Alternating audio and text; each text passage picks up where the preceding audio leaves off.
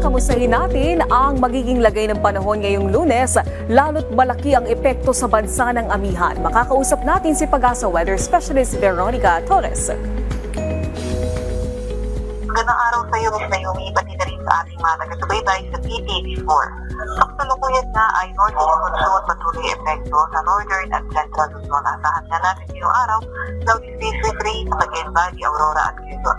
Cloudy skies with scattered rain showers and thunderstorms naman ang dala ng eastern sa Surigao del Norte, Surigao del Sur, Dinagat Island at Davao Oriental. Mas magandang panahon sa nalalabing bahagi ng bansa kung saan sa Metro Manila at nalalabing bahagi ng Luzon, di mga tsansa ng mahinang pagulan at sa nalalabing bahagi ng bansa mga tsansa naman ng mga localized thunderstorms.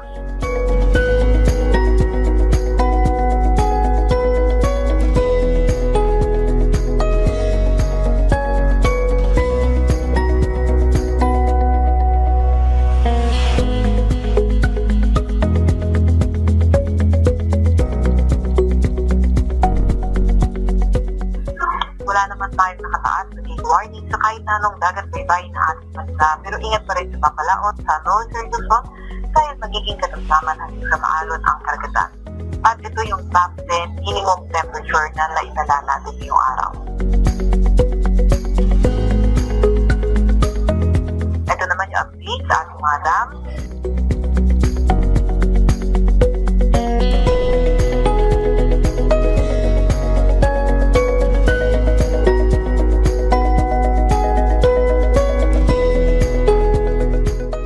Na muna pinakahuli sa likitanang panahon mula sa Weather Forecasting Center ng Pag-asa, Veronica Torres.